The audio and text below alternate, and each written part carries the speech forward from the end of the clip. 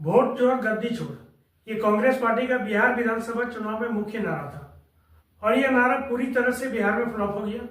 और इस नारे को फ्लॉप होने के बाद, बिहार का रिजल्ट आने के बाद डिबेट में ऑडियंस जो कांग्रेस के प्रवक्ता से और विपक्ष से जो सवाल पूछ रही है वो काफी इंटरेस्टेड है।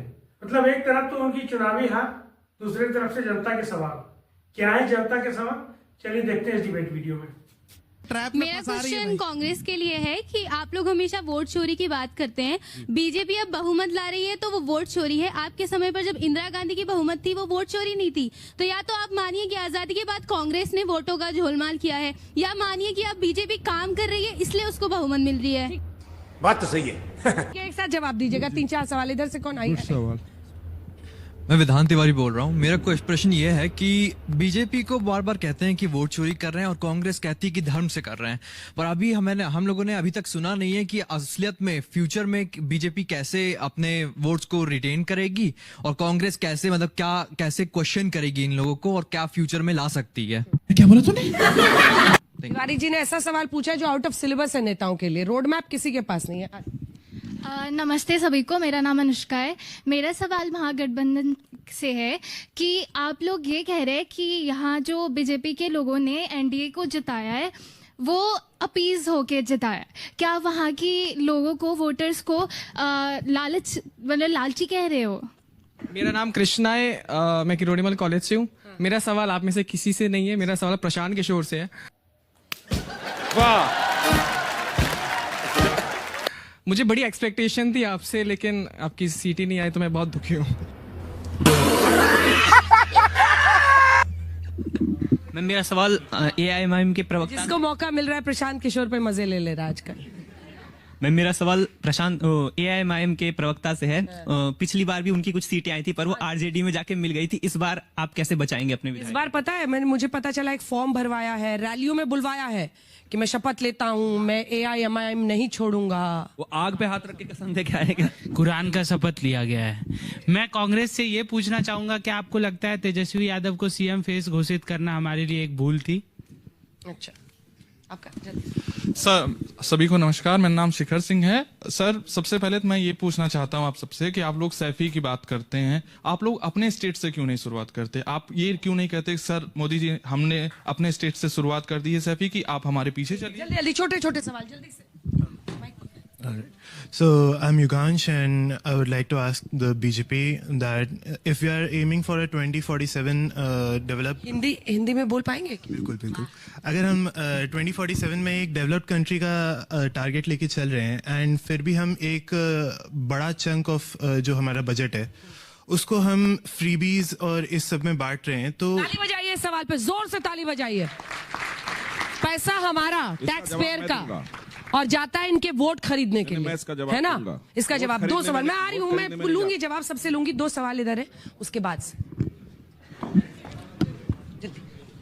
मेरा सवाल कांग्रेस से कि कांग्रेस अगर विकास की बात करता है कि अभी भी विकास चाहिए तो वो वोट चोरी के टॉपिक पे क्यों जा रहा है? वो उस पर क्यों नहीं जाता कि डेवलपमेंट होना चाहिए? बीजेपी जहाँ गलत करी बीजेपी को वो बताए रादर देन कि वोट चोरी हुआ इलेक्शन। चाह रहे हैं झाजी नेताजी को सिखाएं जाके, अपने नेता को। जी नमस्कार, मेरा नाम सक्षम अग्रवाल है। मैं आपसे कांग्रेस के प्रवक्ता से सवाल पूछना चाहता हूं। आप कह रहे थे कि आपको नौकरी आज चाहिए, 2047 में चाहिए। सर, मैं आपसे बोलता हूं कि मेरे को नौकरी आज चाहिए। मोदी जी के पास उसका रोड मैप है, आपके पास उसका रोड मैप है क्या? अगर है तो आप मुझे बताएं, क्योंकि मैं सर ऐसे नौकरी नहीं मिलती है कि 10 लाख की नौकरी देने का हम वादा कर रहे हैं और हम आपको दे देंगे और रिजल्ट जीतने के बाद अब मुकर जाए। ठीक है, अभी बहुत अंदर भरा है इसके, तुम्हारा सवाल समझ गए हो। नमस्कार, मेरा नाम अक्षिता है। मेरा क्वेश्चन कांग्रेस से ये है कि सेक्सुअल हरासमेंट की बात करते हैं तो गवर्नमेंट, सिर्फ जो पार्टी अभी चल रही है, बीजेपी की रिस्पॉन्सिबिलिटी नहीं है सेक्सुअल हरासमेंट पे देखना। अपोजिशन भी तो इंसान ही है, उनको भी तो देखना चाहिए ना एटलीस्ट कि ठीक है उन्हें भी कुछ करना चाहिए। ये नहीं कि सिर्फ बीजेपी रिस्पॉन्सिबल अगर सेक्सुअल हरासमेंट हो रहा है तो।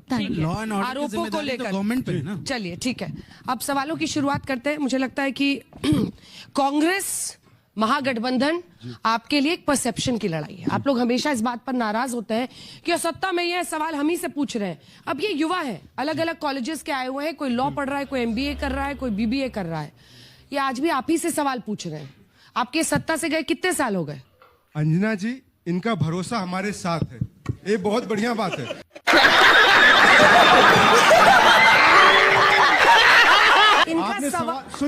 इनको उम्मीद है, सब मना करने लगे। सुनिए, इनको उम्मीद इनका है, सवाल आपके साथ है। सवाल है, भरोसा भी है ना, भरोसा है, बच्चा सवाल वापस इसीलिए है कि भरोसा करते हैं। सुनिए, इसका दूसरा पहलू क्या है? भरोसा। किसी बच्चे ने यहाँ पे कहा था कि वोट चोरी, हरियाणा में देखा आपने किस तरीके से एक विदेशी महिला के फोटो लगे हुए कई मतदाताओं पे देखा गया था। राकेश सिन्हा जैसे व्यक्ति 6 महीना पहले दिल्ली में वोट डालते हैं, बिहार में भी डालते हैं, बदल सकते हैं, लेकिन क्या नैतिकता के आधार पे जायज है? अपनी अंतरात्मा से सवाल पूछिए। दूसरा बच्चे ने कहा कि आज आपको नौकरी चाहिए, मैं कहता हूं बिल्कुल चाहिए। हमने स्कूल बनाए, कॉलेज बनाए, मेडिकल कॉलेजेस बनाए, आपने सरकारी इमारतों की दीवारों को ध्वस्त कर दिया।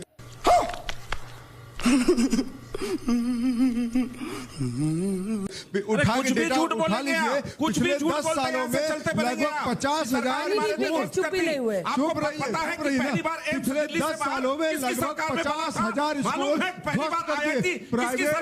प्राइवेट स्कूलों को इन्होंने बढ़ावा दिया, मेडिकल कॉलेजेस की फीस बढ़ा दी गई, और आप बात करते हैं कि हम लोगों को सड़क और जीवन सुरक्षा देंगे। बिल्कुल नहीं। देखिए, इनको तो चुप करा दीजिए। अभी तो जनता का सवाल ले रहे हैं ना। सर, मैं माइक अहंकार नहीं चलेंगे, इतना अहंकार नहीं है। अब मैं माइक ले लूंगी। झूठ बोल रहे हैं आप।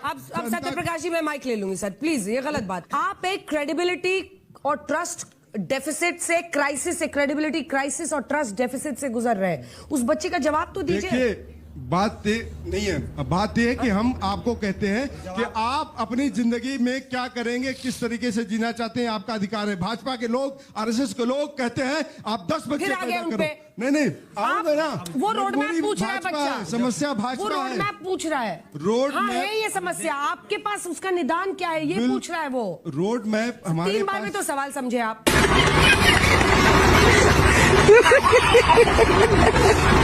गजब बेइज्जती है।